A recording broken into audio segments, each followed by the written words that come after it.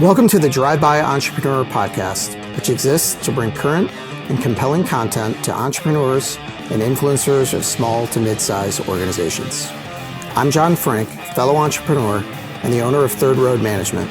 And with this podcast, we will connect with a variety of experienced and dynamic individuals to shed some light on both the art and science of entrepreneurship. Before we begin, I'd like to thank our sponsors. First, my very own Third Road Management, a company that brings fractional CFO services to small and mid-sized organizations by revolutionizing the CFO suite. We'd also like to thank Two Hound Red, a brewery and restaurant located in Glen Ellen, Illinois, that is focused on creating classic, innovative beer and food. And finally, we'd like to thank NWC Media, which provides inbound marketing technology, project workflow management, and efficiency consulting to organizations of varied sizes, who is also the producer of the Drive-By Entrepreneur Podcast.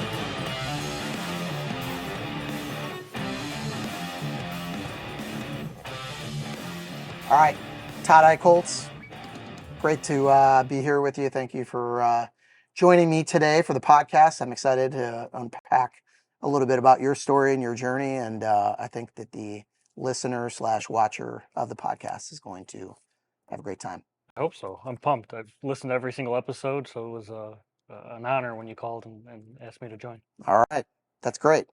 All right, I usually start out by kind of sharing the mission statement of the podcast. The Drive-By Entrepreneur Podcast exists to bring current and compelling content to entrepreneurs and influencers of small to mid-sized organizations, right? So the idea is whether somebody be an entrepreneur themselves or an influencer, meaning like somebody who interacts with small to mid-sized organizations. I happen to be both of those things.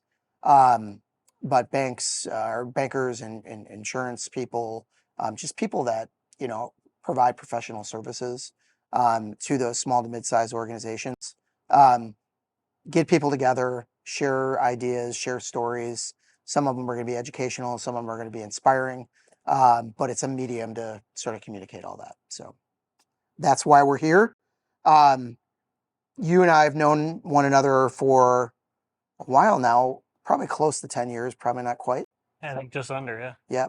Yep. Worked a little bit together, but one of the things that, you've told me a couple of different times about like how you're an entrepreneur in the truest sense, like going back to like childhood kind of thing.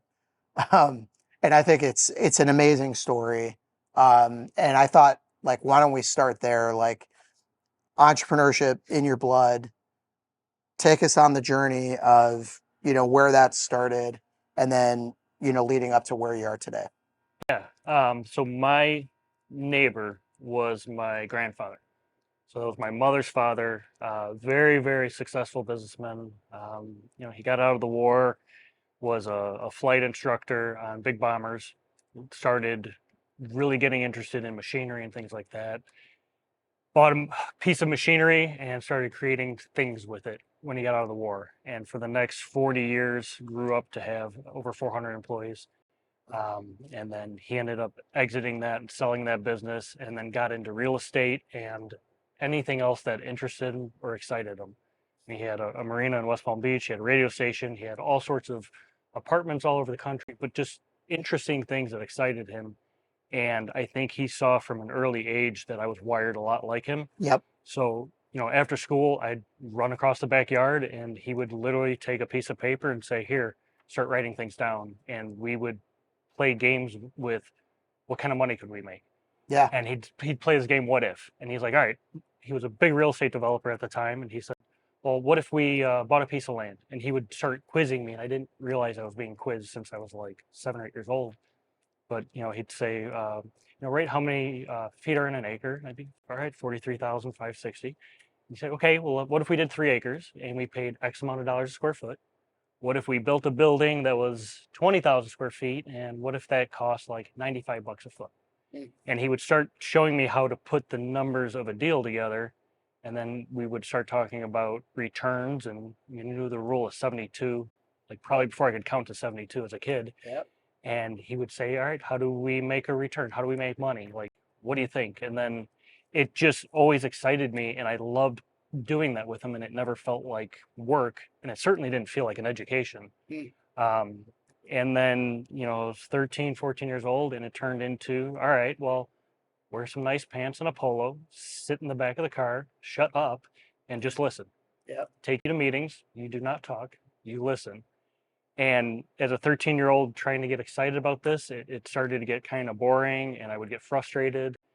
And till one day he asked me something, and I literally said the exact same words that came out of his mouth, and realized, holy crap, like, all right, I've been learning this whole time, and started getting excited about it. Yeah. So ever since then, it was just in my DNA of being curious about things, and what could we do if we did this, or how could we turn this into a business or into money or a profit, or all these different things that he exposed me to my entire life that I thought was normal, Yep. realizing it wasn't. Yep.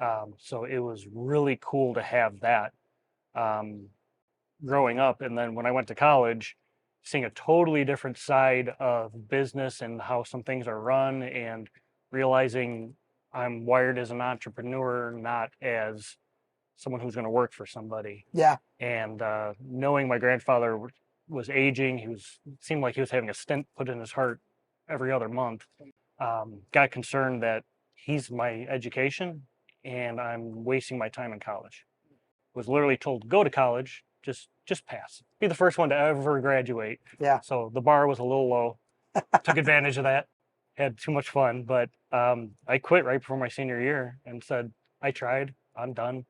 You are my degree. You are everything that I'm learning, and that's what I want. I want to be an entrepreneur. And it wasn't so much like it is now. My oldest is going their second year of, or sophomore year of college. They have entrepreneurial studies. They have entrepreneurial studies at Lake Park now. Yeah.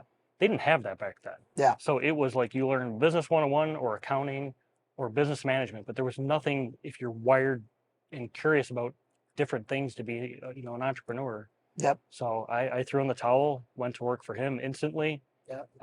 Was still working with him every single summer anyways. And then we started putting more deals together, started building some shopping centers. It was like 19 or 20, and I did a big addition to one of his industrial properties, a 140,000 square foot building, and just really fell in love with it. And then started looking at other things that tied into what we do. And, we had a 100-acre business park that we owned the land. He bought it from raw farmland, put in the roads, built all the buildings that were built to suits. And then, the people would end up with the building at the end. But we would have real estate brokers come to us and literally make an introduction over lunch and then get a $90,000 commission check.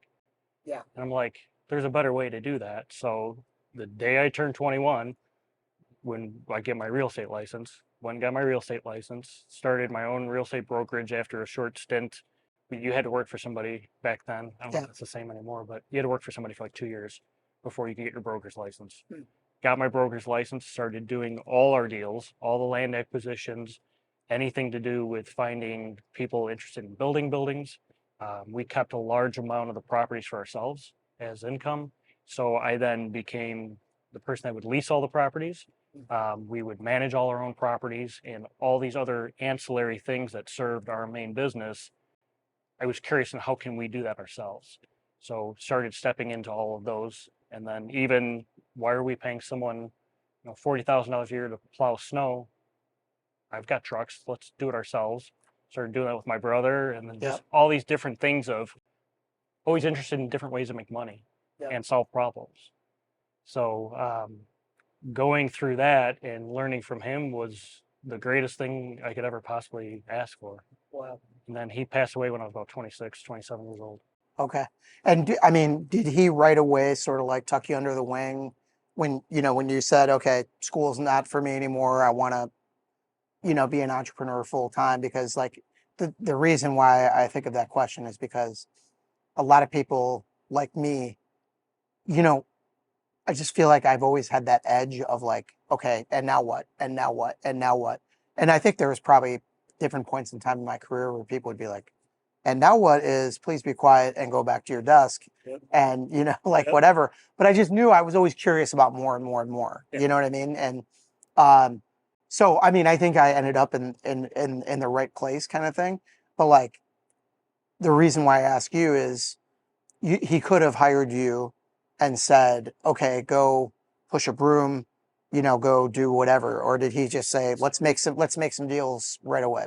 It started with doing that too. Okay. So it was literally sweeping up some buildings and doing some small things and then growing from there. My brother went down that same path. He was 4 years older than me, and just not wired to be an entrepreneur at the time. Yeah. So was more a lot like my dad. He could fix and weld and create freaking anything, but didn't want to be an entrepreneur or a business owner. Yep. And I remember my grandfather saying, "What was the difference?" And he's like, "I knew from you were 5 years old that you were going to be a business owner."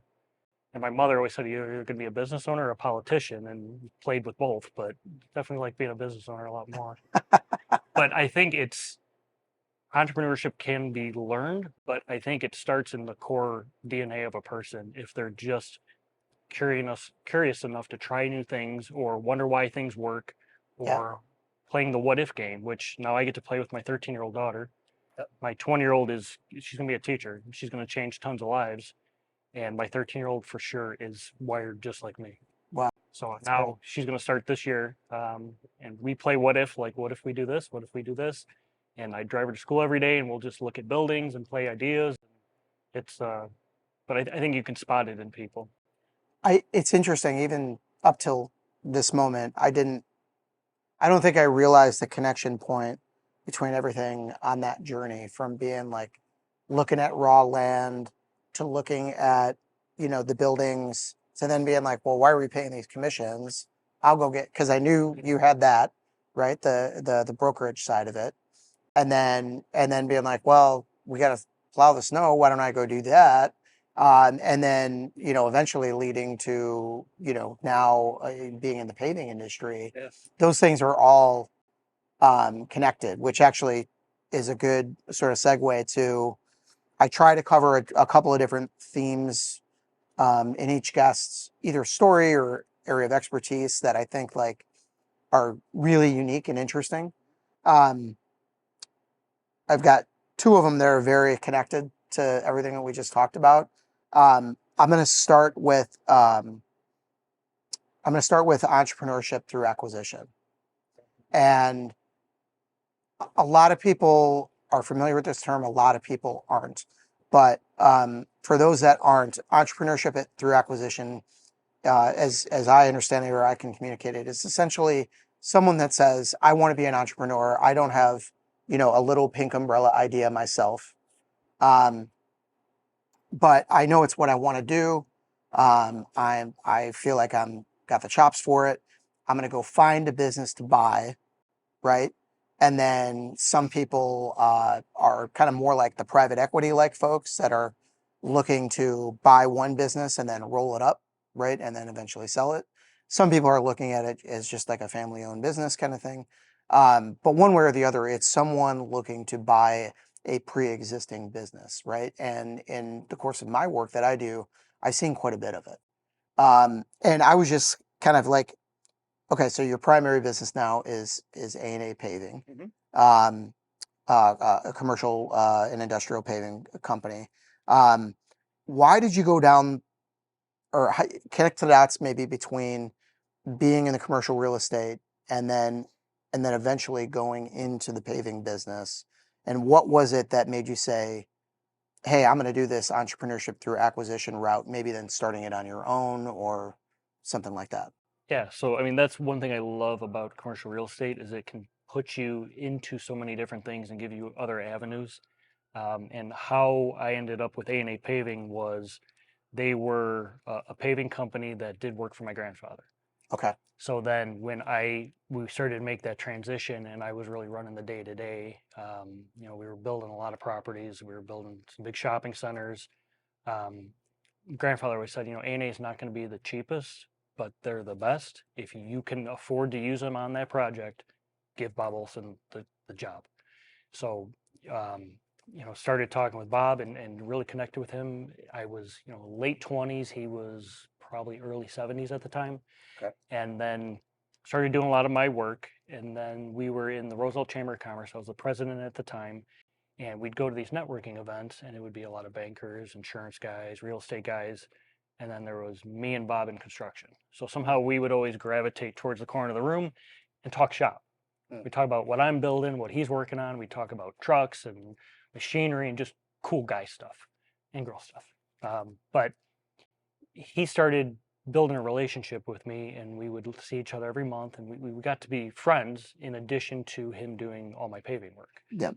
So he called me one day, and we had never gone to lunch or breakfast or anything. We basically have a glass of wine or a beer at a networking event, and he said, "You know what? I think we need to go to lunch." He said, "Okay, a little weird, but all right, let's go."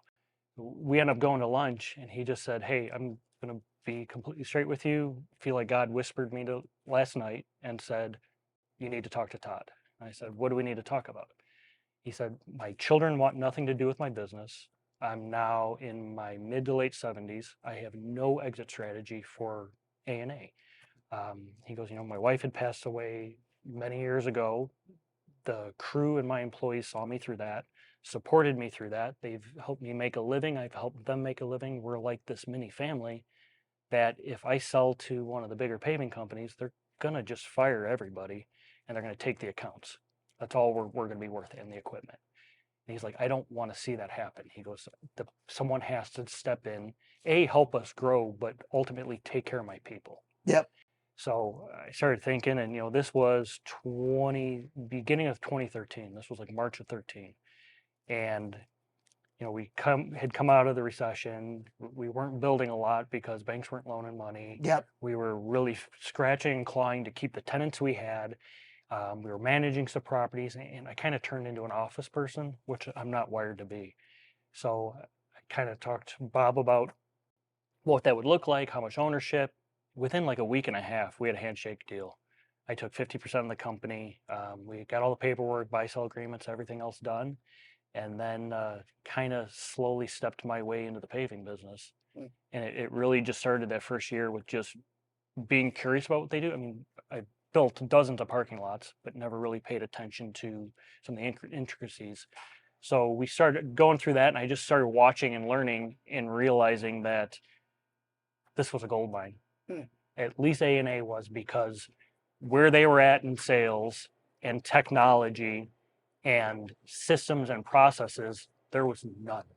They were literally the best paving company out there, but they couldn't put out things fast enough. They didn't have the systems, they didn't have the process, and they didn't have the energy. Yeah. So, Bob's 74, I'm 32 at the time, and it needed new life, it needed new energy, and started making some changes, and it just started taking off from there. Wow. That's great. I don't think we've ever completely dove into that. I mean, I had the opportunity to meet Bob, and awesome guy. And I know you guys were, partners for, a long stretch of time. And that's a really cool story. Number one, for Bob, to have his legacy of being a caretaker for these employees sort of live on, you know what I mean? But also give you an opportunity to sort of step into it and provide that stability for them and others, and see it and watch it grow. That's great. There's been some pivotal moments, I know, even since 2013, I guess, is kind of when you had, which is about 10 years, Yeah, up in 10 years. that I just remember even in the life of A&A Paving in that 10-year period. And some of them, we haven't even talked about this, but some of them I've just observed and I'm like, oh, that's really cool. You know what I mean?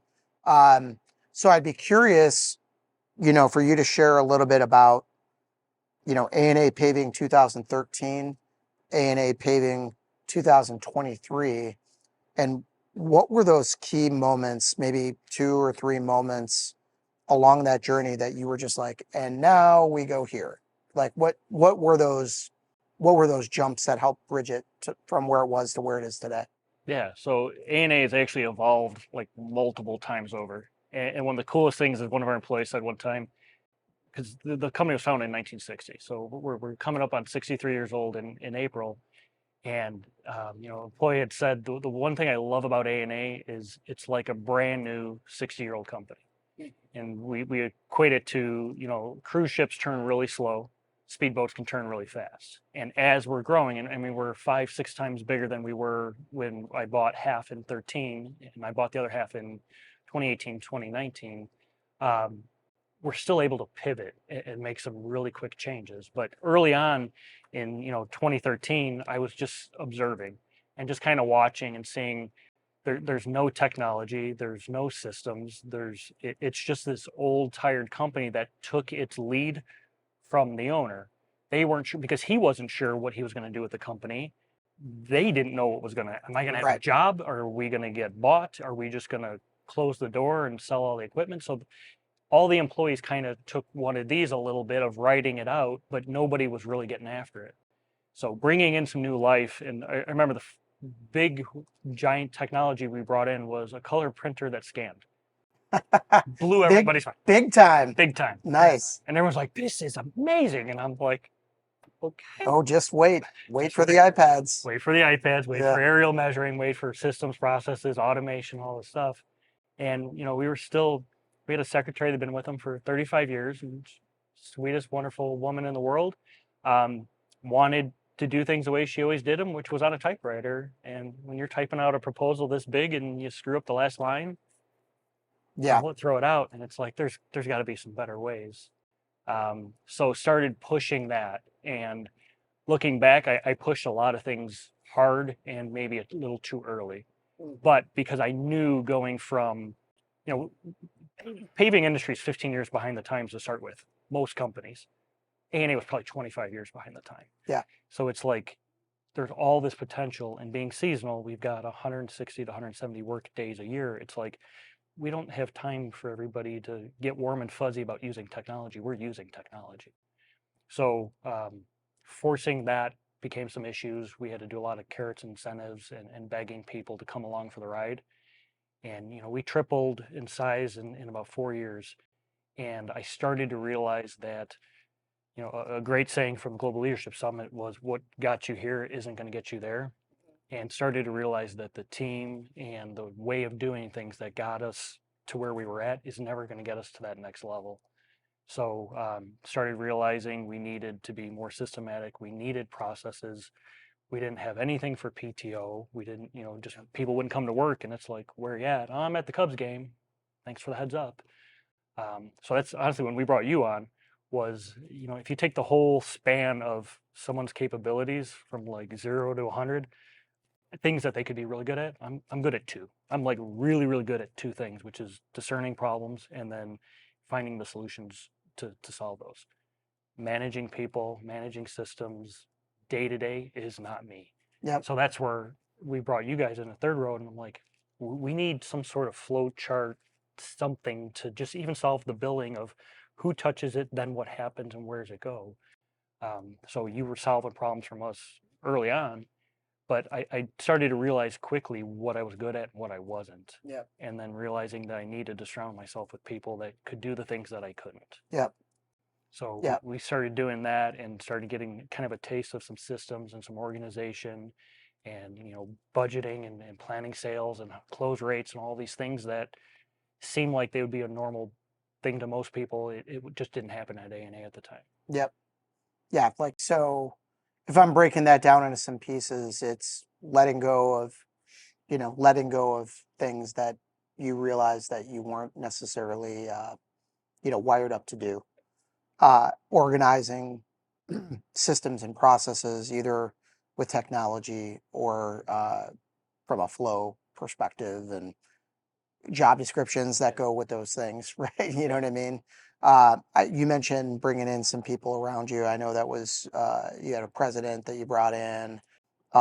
There's a big marketing, sort of impact in there too, that what you said, it was like a new old company. Like, that's when I said that I was observing from afar, like, it's very noticeable, right? The investment that you guys have made in that, has been profound. I mean, I could tell you it's pavers putting people first, you know what I mean? Like, so there you go. I'm paying attention, right? Love it. But that stuff is so important, right? And, I think that any business needs to sort of like always have this continuous assessment of like, how are we doing really, right? And you can't do everything all at once, right? But there has to be some level of urgency to it. Um, and you have to have sort of the wherewithal and a sense of what those things are that are going to help you get to that next level, right? And be always sort of agitating uh, to push in the direction of here's where we need to go. But yeah, I know there were so many, sort of pivotal points in that journey that it's been fun to see it, as you guys have kind of grown, like you said, 5 or 6 times since times in size from where you were in 2013. That's amazing. Um, the other thing that I was going to hit on in terms of like themes that's connected to that is, you mentioned having other businesses. Um, and I think around the time that we did some work together a few years ago was around the time that you were like, I just decided to put those businesses away, right? Like they were making me money, but they were distracting me. Um, and I don't even remember the full story, so I'm kind of throwing it out there. But what was that? Tell me that story again, and like, how do you say no to good ideas? So I'm a total leadership junkie like you are, Yeah. which is why I love your podcast because I can learn new things that aren't out there. You have a lot of content that isn't out on other podcasts or readily available. If you rewind, even 6, 7 years ago, podcasts weren't the norm. Yep. And the only place we could really consume good leadership content was the Global Leadership Summit. And there was no way to get things weekly, monthly, and digest and grow. It was you saved it all for those 2 or 3 days, drank out of a fire hose, and then try to figure out how to implement that over the next, 365 days. Yep. Started attending the GLS a lot, and one of the speakers had talked about how, having that hot white why and going all in on what matters the most and really trying to figure out yourself and what you want, but how does that tie into what you actually do? And I started to realize that I'm the best things about me are also the worst things about me is that I'm overcommit. I tend to go all in on things. I tend to say more, more, more, yes, yes, yes. And I needed to realize that I can have a lot of things that are good, or I can say no to some things, focus my attention, and get a couple of things that are great. And at least to the point then I can have teams run those, I can start moving on to the next thing. But I was, had 15 different balls in the air and I was dropping half of them. I mean, things were great and we were making money, but money wasn't making me happy. So started going through that and realizing that I had no clue what I wanted out of life. I wanted to be more successful than my grandfather. I think he's always kind of the bar of what my worthy rival that I want to beat. I think I can hopefully do business better than him and family better than him because he was very one-sided for a very, very long time.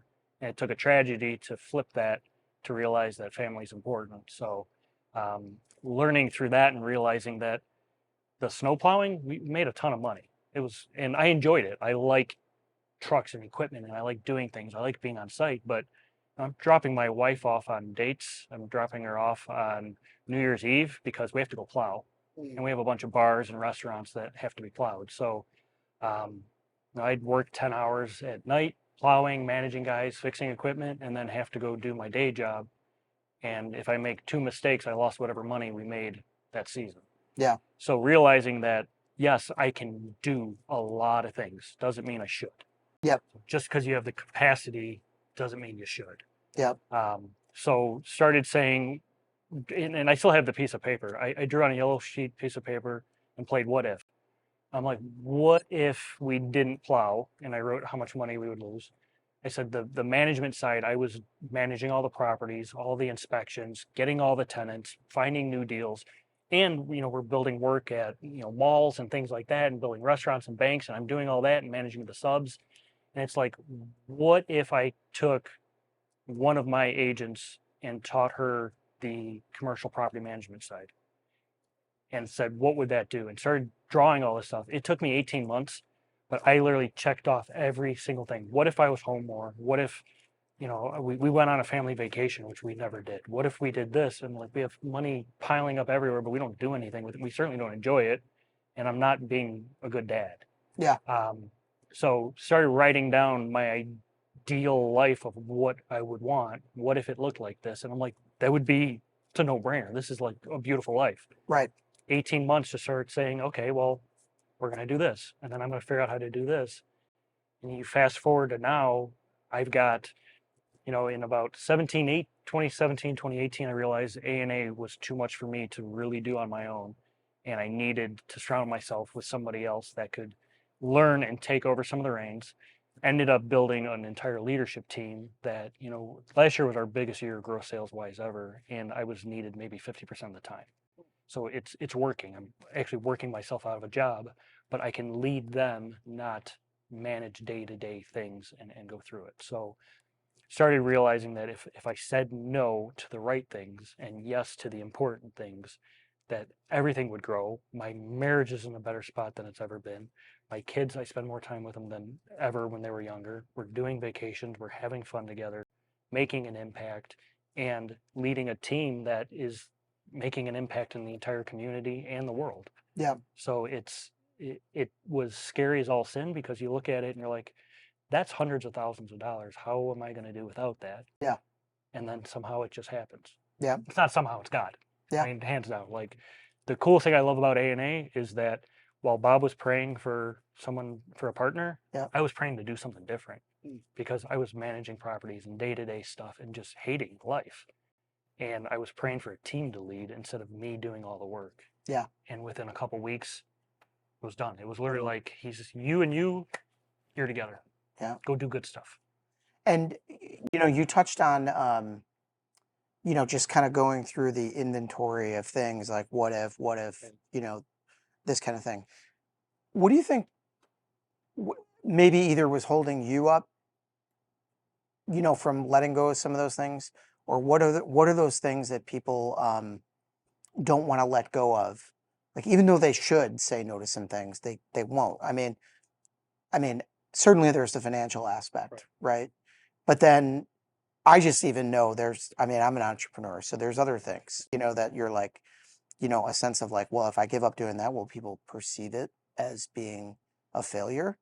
It wasn't a failure. I promise it wasn't a failure. It was just, I didn't need to do it anymore. You know what I mean? But like, what are some of those other things that like come to your mind or maybe you were dealing with as you were sort of saying, all right, we're not going to do this? Or For me, it was ego. Yeah. It was, I get stuff done.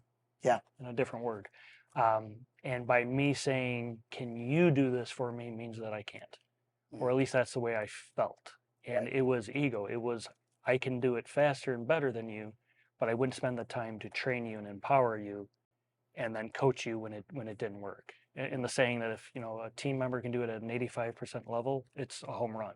Yeah. So no one's ever going to do it as good as you and I want, or care probably as much as you and I want about our businesses.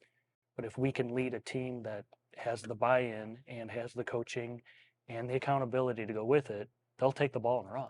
Yeah. Doesn't mean that you have to.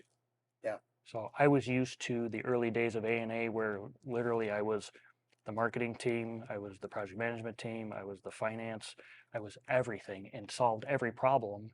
And that really fed my ego, because I love solving problems. Yeah. Like if something's not broke during the off season, I break stuff. Yeah. I'm like, we're going to fix that. Everyone's like, Todd, please, it doesn't need to be fixed. I'm like, but I'm bored. Yeah. So I loved solving things. And when I would pass that off to other people, I felt less of a leader because I could do that. Yeah. But then I would never grow, because we'd always be, an X amount of $1 million company. Yeah. You're only as big as, however much, you can get done. Right. And you can get done a ton, but you can't get done, exponential And amounts. to scale healthily. Like there's a healthy way to scale. Yeah. And a smart way. And it was literally draining everything I had trying to do it all. So once I started to create that checklist and realizing I have to give up things and I have to get people around me, things started to change, and quickly. Yeah. Well, that's great. So, if I'm summarizing the journey now, you grow up, you're 8 years old under the tutelage of grandpa, you go through, the entire system of him showing you the ropes. You have these ancillary services, snow plowing, brokerage, work that sort of bring you to this point of entrepreneurship through acquisition. with this paving company, and then you say no to certain things, right? In order for that to become great. And, you're sitting here now 10 years since, that moment with a company that's 5, 6 times its size. That's when you started. I mean, it's just an awesome journey. I think a lot that people can learn from that. Um, so, I mean, obviously that's why I wanted you to be on to share some of that, because I think that there's so many people that each step of the way that you described there, whether it be saying no to things that you need to say no to, or letting go of responsibilities that you don't have to do, or just trusting that, even 85% of other people is still great. And letting go of those things, investing in your leadership, um, all that kind of stuff is really, really important. Yeah. Which gets me actually ultimately. So my third point was legacy. I mean, you're too young, right? Um, to like really be worried about like, what do people say about me, when I retire, or whatever it might be. But, what does that look like for you? What are some things that you're, sort of focused on when it comes to, passing on everything that you've learned as an entrepreneur? Tell me a little bit about that. Yeah. So for the past 15, 18 years, Roselle area is a very tight knit area. Lake Park is very tight. They knew my grandfather, they knew me, very involved in every aspect of all the towns. So always had a lot of people asking me for guidance or help. I mean, they could be 3 times older than me and they're asking me for advice, and it just blew my mind. But I didn't realize how much that fills my bucket of helping other people and solving problems, which goes back to like a core need that I have is solving things and leaving them better than I found them. So going from 2013 to now with A&A Paving, I mean, we've made every freaking mistake possible. We've blown stupid amounts of money doing the wrong things, Yep. going down the wrong way, thinking the wrong way, having the wrong leadership plan. Everything that we did, I get to help other people with that now. And now realizing that I can actually even make a living doing that. Not saying that I want to replace everything, but I can be paid for my time, which still blows my mind that people would do that. Um, I love that I'm getting into the season of my life right now that A&A is running really, really well. I love my time there. I still office there, still there every single day. But through being on the board of our biggest trade show and education and everything else, and being a speaker at a lot of construction events, I've started to be able to help other people. I've got a paver in New York. I've got one in Pennsylvania. We've got one in Texas that I'm guiding them through not making the mistakes I made. And I really love the idea of being a guide and not so much a coach. I feel like coaches kind of stay on the sidelines and tell you what to do and tell you what plays are run, and then they do this. A guide, I feel like, is roll your sleeves up, shoulder to shoulder. We're going to do this together. And I love that because it's like having 10 cups of coffee when I get off a call with somebody. I'm so energized by it and love that I can take them and just tweak them a little bit and head them down the right road, not make the mistakes, and then also let them know what's coming in the next step that they grow into. So when they get to that next level, here's all the bad things that are coming.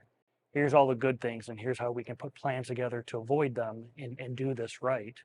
Something I never had. Yeah. I mean, I had my grandfather doing that in real estate and everything else, but nobody taught me how to run a paving company. It was literally trial and error. Bob showed me a lot, and as he retired, 5, 6 years ago, every year we're bigger than we were the year before. We're the biggest the company's ever been, which is new challenges, new systems, processes, org chart changes so that things flow and handoffs, and I can take all that knowledge and help somebody else. Yeah. So I can't explain how much I love and enjoy doing it and helping other people not make the mistakes I did, and hopefully maybe make a generational change to where this company is one of the biggest assets they have that they can sell someday, or have enough money that they can get into commercial real estate and pay for the kids' college and not take on debt and employ and help and make an impact across the entire country. Yeah. So it's a huge passion of mine, and I finally get to do that because now I'm starting to say no again. I'm starting Yeah. to say no to I don't need to be in every meeting at A&A. I don't need to be in everything we do. I want to help you. You get it 85%, and then let me look at it. I'll tweak it, make sure you're on the right path, and then you've got this. Go. So now I'm saying no again because it's running well. And I literally did that same sheet again with my wife, even of what do I want for the next 10, 15 years? And I started jotting things down, and I'm starting to maybe a third of the way down the list of checking things off of I can do this, but I got to say no to something.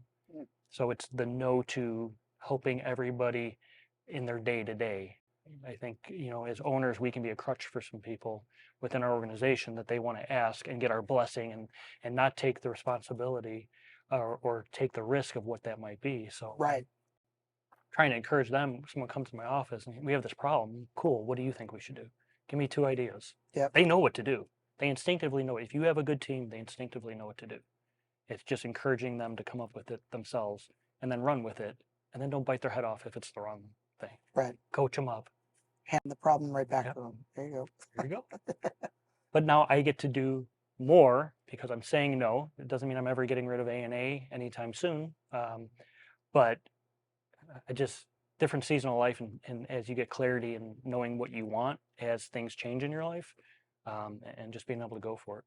Do you find that those other paving companies, is it like a, yeah, yep, been there before? Like, is it almost like a universally true path? And that's the that coolest thing is it's literally I've got 3 different ones I'm coaching right now, and it's something to do about the size. Those $2 to $3 million guys Yep. all have the same issues. Yep. They all have the same problems.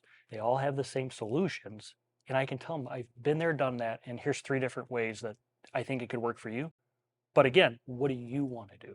I'm not going to solve this for you. I'm going to tell you what I did wrong and how I think this can apply, and then let's talk about it, and then I'll coach you through it and guide you through it. Would there be an example of that would be like practical to share? Like, is it like maybe a capital constraint, right? They've grown to this far, but without a push, right? Whether it be like hiring a president, for example, somebody to you talked about building a leadership team, for example. Well, that all sounds great if there's gigantic, Scrooge McDuck pools of money, Right. Flying around. You know what I mean? But most people are like, yeah, but I live in reality world, right? Where I just don't have money, coming out of my ears to pay a bunch of people. Like, but capital, like what are some of the, I don't know, are there common themes? Maybe one could. What I've seen the common theme of some of the smaller guys that want to start getting bigger is the saying no and having that what if list of things that they want to do. I've got a phenomenal guy that I'm working with, and he wants to go hunting. He hasn't been hunting in forever. He's like, I don't have time for that. The company's making money. He's doing great. And so we're trying to figure out what team members do we need to add. I'm not saying we have to add a leadership team. It might be as simple as a virtual assistant just to scan through your emails. He's getting hundreds of requests to bid things. Can't keep up with them. Yeah. So let's start there small. And then what does it look like if we had a sales guy so that you don't have to physically go do all that? And the smaller pavers, usually the owner founder is sometimes the project manager. He's the salesman. Everybody wants to hear from the owner. Yeah. And they grew it from almost nothing to $2-3 million worth of work, which is huge for these guys to do. But to get to that next level, they've got to start saying no. Yeah. So trying to guide them through what's the next hire. And it doesn't need to be something big. It could be something. It could be $15 an hour virtual assistant that just keeps poking you, saying, "Hey, don't forget to do this." Like, Yeah. Let's start small, see the changes. Let's know what we want out of life. Let's build a scorecard of what we want, personally, professionally, relationally, all this stuff that we want out of life. And then let's commit to it and say, we're going to do this. Yeah. And then you start to get clarity. You start to see what's possible. And then you start thinking differently to where, whoa, that actually got solved and I didn't do it. Then they get excited about it. Yep. So it's really starting to build that first wave of a team. Yep. And letting them know that this team isn't going to work at 4 million. Yeah. Like we need to start budgeting and thinking about 2 salespeople, a project manager. You need more guys on the crew. We need bigger equipment. Instead of being reactive, how do we coach them to be proactive, knowing what's coming at them so that they can be prepared for it? Very cool. Yeah, I love the idea of passing it on. You know what I mean? And that I love it. It gives you as much as excitement as it does. It's great. Awesome. If I could do that for the rest of my life. Yeah. Well, now, I mean, now you're in my zone, right? Of that's kind of what we do, right? With Yeah. a bunch of different, industries or whatever. I'm a total entrepreneur nerd. You know what I mean? I love learning about how Yeah. different things work, and been around enough to know right questions to ask, and sort of, you know, there's so many universal truths that are common among, different industries and businesses. And I've seen enough nuances over my day to, understand those too. But yeah, that's why I love to do it. You know what I mean? It comes down to people, processes, systems, and things like that. It really doesn't matter what you're selling or what you're building. Yep. I mean, that's why I'm excited. I'm actually starting to venture out and guide non-construction companies There you go. because at the end of the day, it's systems and people. That's all it is. Yep. And we can figure everything else out, but it's it's rewarding. Exciting, man. Well, I think, again, hit the bullseye for what I was hoping to get out of this. Really appreciate you and your time, and sharing a lot of your journey and story. I think people are going to love it. We do have 3 final questions. All right. You did say that you listen in, so you're familiar with these questions. We'll shake them up eventually, but we're going to stick with them for Good right now. ones. But favorite podcast besides this one, of course. And you already said you're a podcaster, so I'm not going to give you an audiobook option. So. Yeah. So legitimately, it is yours. Like I really enjoy the longer podcast of in-depth behind the scenes things. Like I mean, take George Petros, the curiosity that is behind everything he does. Like you can see from the outside of what his business is, and you can meet him, but knowing that it all boils down to the curiosity. Like I love people's stories and how they created things. Yep. Because again, it's people, systems, processes, everything else. It doesn't matter what you're doing; you can get ideas from all those. So, I love yours. Not just blowing smoke, but Thank you. My daughter had, when I drop her off at school, I have a 25-minute ride from where she goes to school to the office. So I like a lot of smaller podcasts for those rides, and it's usually at the table, Patrick Lencioni, Okay. Yep. or Craig Rochelle's leadership podcast. Yep. And I'll just keep burning through those every single day, flip flop until a new one comes out, and listening to old ones. But they're small, bite-sized pieces that can make a difference. Yep. And you can get ideas without being overwhelmed by listening to an 8-hour audiobook or something. Right. So actionable content that you can implement immediately. You're not the first one to mention Craig Rochelle's, and Patrick Lencioni, as you know, is he's a brilliant speaker, author, communicator. I got to meet him in Texas in an elevator. Oh, nice. And we were coming out of a conference, and I was leaving early, and so was he. So he got in there, and I kind of looked at him like, and he's like, I'm like, just total fanboy, like going crazy on him, and got a picture and got an autograph. But he was just as you would expect him in like person when nobody's looking. Yeah. Just the sweetest, most caring guy who's just genuinely interested in people. Yep. So. Yep. He's always given me a good vibe when he is speaking and stuff like that. Best concert you've ever been to? Question number 2. Cody Johnson. Cody Johnson. Cody Johnson. Cody Johnson is a country singer. Okay. Early 30s, but real country music. Okay. So not the bro country that's coming out with like more Yellowstone country. Yes. So Heart of Texas, country, rodeo, love. It's phenomenal. And he is honestly, I've been to a lot of concerts. Even if you don't love country music, he is the best showman I've ever seen in my life. Okay. And I've seen a lot of cool bands. The way he interacts with the audience and the show he puts on is next level. Okay. Absolutely next level. I think now that you are talking like this, I feel like I have heard Cody Johnson before. Check out, he's got a documentary called Dear Rodeo. Okay. Watch that. Okay. So it was, he wanted to be a rodeo star his whole entire life, and it just wasn't ever going to happen. So he had to say no, and then somehow found the guitar and everything else, and it just, by saying no, he's number 1 in the country right now. Like, just absolute stud. And his music is just authentic and real, and it applies to everybody, whether you love country music or not. Well, I live in a household of my wife and 4 young ladies that are country music enthusiasts. So I'm sure when they watch this, if they watch it, they're gonna be like, Dad, I cannot believe that you don't know who Cody Johnson is. So You watch it first, my and then you bring it apologies. to them, and Yes. then you look like the hero. Yeah, my apologies, ladies. I didn't know, and now I do. Yeah. And now I'm a huge fan, of course. Cody Johnson. All right, question number 3 is a place that you've been that everybody should visit once. The Cliffs of Moher in Ireland. Ah, okay. So Yep.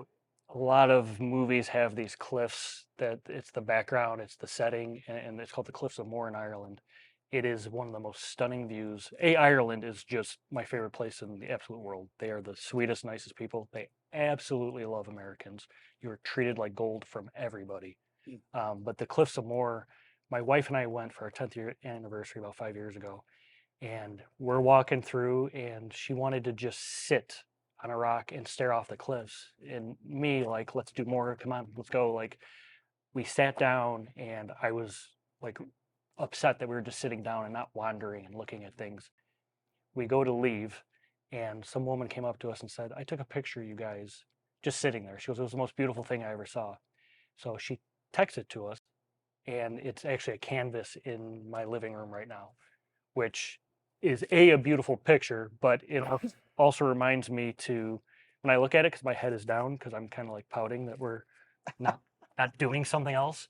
It reminds me that, like, be present in Yeah. the moment of, we went there to see these amazing things, and I'm walking right past it to go do what's next. Yep. It's always about what's next. So easy to do that when you're visiting a place, Yeah. you know, and you're like, I gotta hurry to the next thing. I gotta Yeah. see the, you know, statue of David, or, you know, whatever it is, you know. I remember being on that journey as a post college graduate trying to do all that stuff. From that moment when we got up, and that sweet woman who didn't know us anything just texted us a picture, I stopped. I just chilled the whole rest of the vacation and was present. I'm like, this is a dream vacation, and I'm like running to the next thing. And it was just the most amazing experience that I've ever had, and I got to share it with my beautiful bride. It was just amazing. So, Well, Ireland is definitely on my bucket list. I have not done it yet. You mentioned your grandfather said that you were going to be the president, or what was it? President, or I think you said it was, an entrepreneur. Entrepreneur. Yeah, an entrepreneur, or the president. My great grandfather is my namesake, John Joseph Kearns, who came over on the boat from Ireland. Told my mom that when I was a youngster that I was going to be either the Pope or the president, and I think unfortunately for him, I don't think either one of those is going to happen. But you know, maybe he'll enjoy the entrepreneurship. I'd vote for you over anybody else. Yeah, we'll see. Whichever side you're on, I think we could use some help. So yeah, maybe there think you go. about it. There you go. Yeah, and I mean, it's definitely on a bucket list. I do want to get over there and check it out. So thank you for the recommendation. Well, like I said, I think this has been amazing. Thank you for all of your wisdom and sharing it. You know, and I think people are going to get a very rich experience if they tune in. So I hope so. And I don't know if it's wisdom or just making a whole lot of freaking mistakes. Hey, well, you know what? That's what generates wisdom. You know what I mean? Nobody knows everything, and I think part of being a successful entrepreneur or just business leader in general is, you know, having a certain degree of humility and being like, yeah, I don't know how to do that. And, you know, the confidence to lean into it in a way, and the confidence to be able to ask for help, you know what I mean, of people that are experts in different areas. And so, yeah, that's, you know, part of the vision for why we're here is leaning in to other people that have done some things. So I appreciate it. Sounds good. All right. Thanks. Yep. You bet.